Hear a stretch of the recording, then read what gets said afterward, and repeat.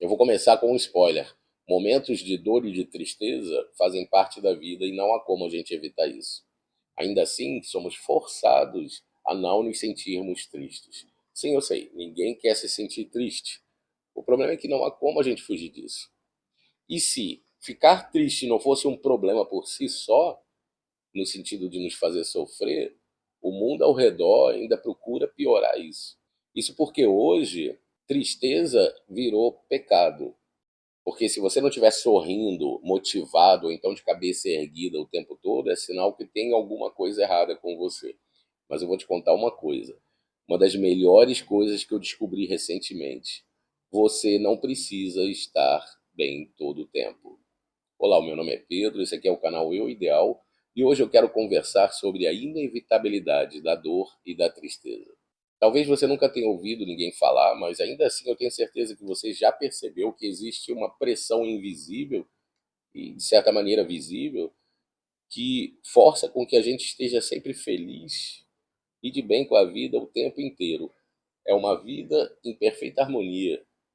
A gente vê isso no Instagram e pelas outras redes sociais, nas palestras de autoajuda barata, na alta performance, onde tudo que importa é vencer, superar, sorrir.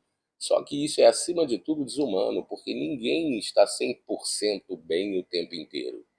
Nós não estamos 24 horas por dia no auge do nosso potencial. Sabe, ninguém consegue ficar forte o tempo inteiro. Essa cobrança constante acaba gerando culpa, vergonha, sentimento de frustração. Um dia desses eu vi um meme dizendo que ninguém posta você indo para o trabalho num ônibus lotado, ou então todo encharcado de chuva porque perdeu a condução. Mas a verdade é que dor e tristeza fazem parte da experiência humana. E cada um de nós, inevitavelmente, vai acabar esbarrando uma hora ou outra em algum sentimento de tristeza causado por uma perda, uma frustração, uma derrota qualquer. E estranho seria se você não ficasse triste. A gente não consegue vencer todas as batalhas que a gente trava. E se você não ficar triste por isso, é sinal que elas não eram importantes para você. E você vai passar por fases da tua vida em que nada vai dar certo. Tudo vai estar fora do lugar. E pasmem, você vai ficar triste, ora bolas. Agora me diga, por que cargas d'água eu tenho que tirar uma selfie sorrindo, fingindo que está tudo bem, quando na verdade não está? É muito simples, porque hoje em dia tristeza virou sinônimo de fracasso. Admitir que você está triste acaba significando que você não é um vencedor, que em alguma área da sua vida você não atingiu o padrão de sucesso estabelecido como ideal. Então a tristeza ela passa a ser interpretada como um sinal de que você é um não vencedor. E sempre foi assim? De certa maneira sim, mas ficou bem pior agora nos tempos atuais. Por dois fatores que eu já identifico logo de cara. O primeiro eu já falei, é essa felicidade artificial das celebridades e das redes sociais. Eu fico impressionado com a quantidade de gente bem-sucedida e feliz pelo Instagram. E eu fico pensando, não é possível, gente, eles não vivem o mesmo mundo que eu vivo. E veja bem, eu sou uma pessoa alegre, mas eu consigo identificar que a maioria daquilo, a maior parte daquilo é fake. São ângulos específicos de câmera, são pequenas frações do dia a dia de uma pessoa. E mesmo sabendo que aquilo não é real, de alguma maneira isso acaba ficando gravado na mente e a comparação é inevitável.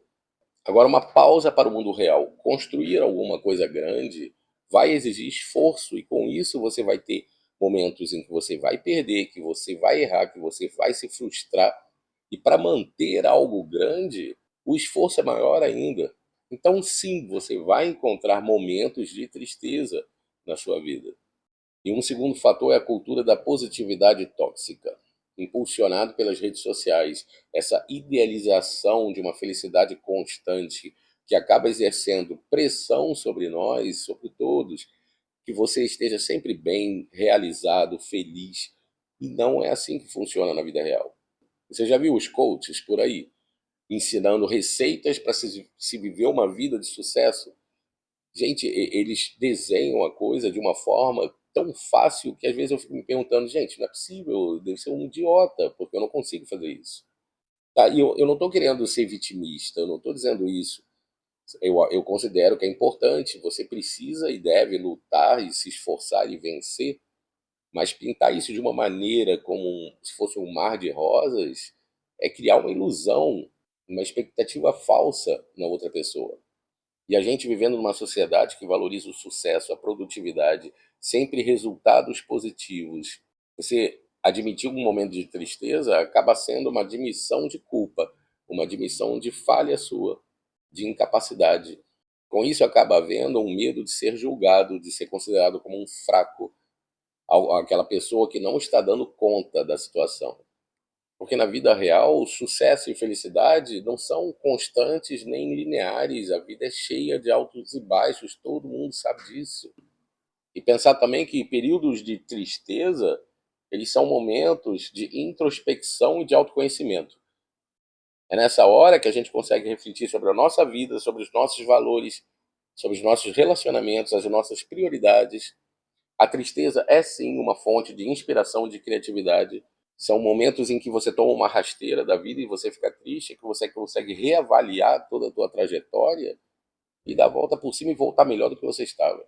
Sabe esses momentos de melancolia suave, quando não se transforma em algo contínuo e grave, no caso, e são uma ótima forma de reorganização interna e recarga emocional.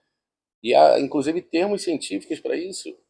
Descanso do sistema simpático, que é quando o corpo sai de um modo de alerta e acaba entrando num modo mais introspectivo, de recuperação. Silêncio criativo, que é quando o cérebro organiza memória, emoções, ideias. E isso acontece justamente quando a gente está mais quieto, por estar triste. E isso acaba gerando uma maior clareza e produtividade.